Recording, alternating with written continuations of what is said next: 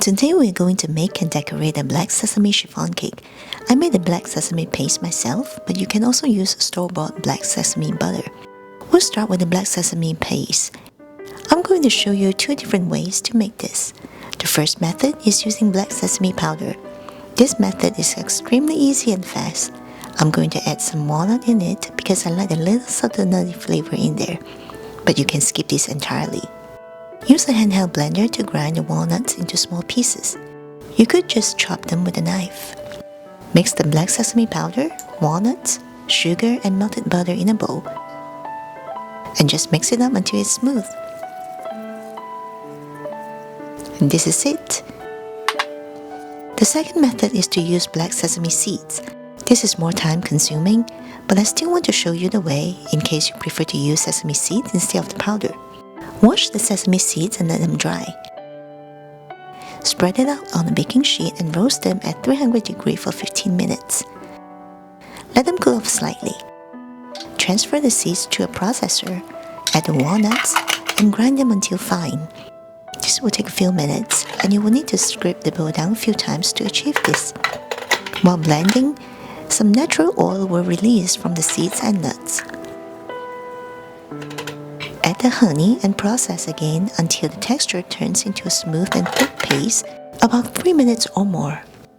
If your mixture is too dry and thick, you can add some sesame oil or melted butter.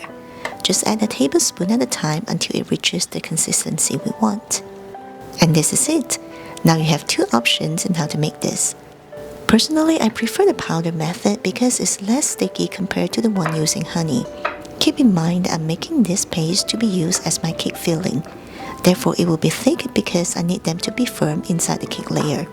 If the paste is runny, it's not going to hold up nicely with the whipped cream. Cover the paste nicely and just leave it at room temperature. If you're going to make this ahead of time and need to store it in the fridge, they will get hardened once refrigerated. Just pop them into the microwave for 20 seconds or so and they will soften again. Now let's make the cake. First, mix the oil, flour, and black sesame powder. First, combining the oil and flour is simple and won't develop gluten. You can stir it any way you want and you don't have to sieve the flour neither. Now add the milk and egg yolks. Stir until all well combined. Now let's whip the egg whites. Add cream of tartar to the egg whites and beat on high speed. Cream of tartar can stabilize the meringue. If you don't have it, you can add a small teaspoon of lemon juice or vinegar instead. You can also use a hand mixer for this. Both methods will work just fine. When you see big bubbles forming, add a third of the sugar. Continue to beat on high speed. When the foam becomes finer and silkier, you can add another third of the sugar. Continue to beat on high speed. The foam will continue to get silkier, and you will start to see some texture lines or trails.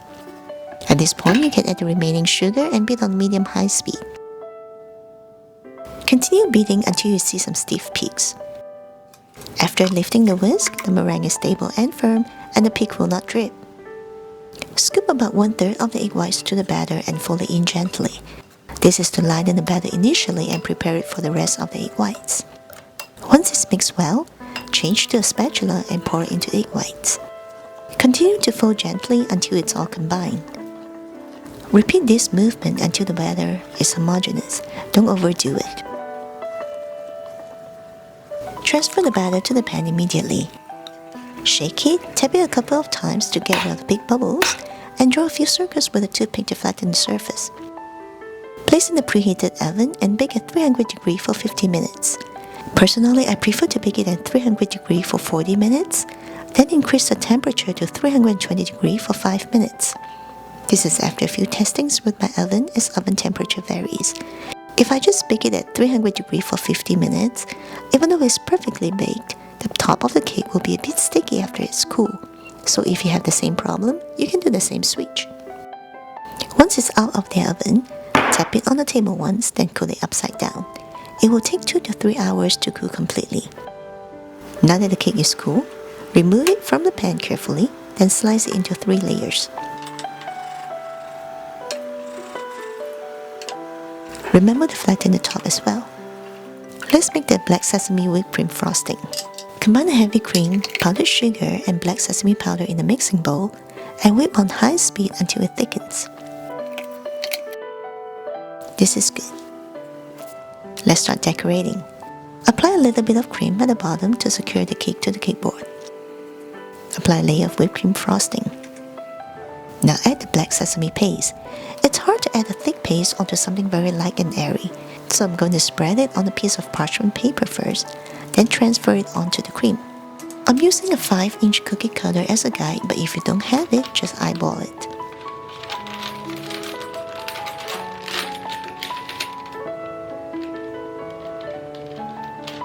Now add another thin layer of cream.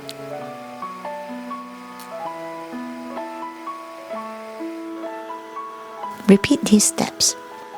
Even though the cake itself has black sesame powder added to it, the rich black sesame flavor is actually coming from the paste, so I strongly recommend that you make the black sesame paste as well. Plus, after refrigeration, the sesame paste will get hardened because of the butter in it, so it actually creates a different kind of texture when you eat it, sort of like adding a layer of sweet sesame crunch. The top layer is usually the bottom of the cake. This is because it's usually the flattest part and it will be easier to frost. Cover the entire cake with the black sesame whipped cream. Smooth out the cream the best you can.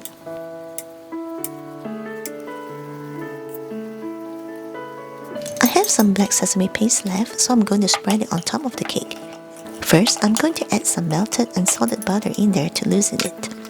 Just add a little bit at a time until it reaches the spreadable consistency.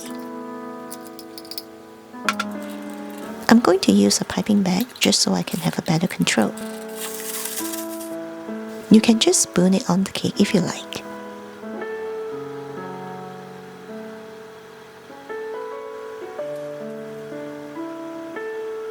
Use a large star tip to pipe some cream on top.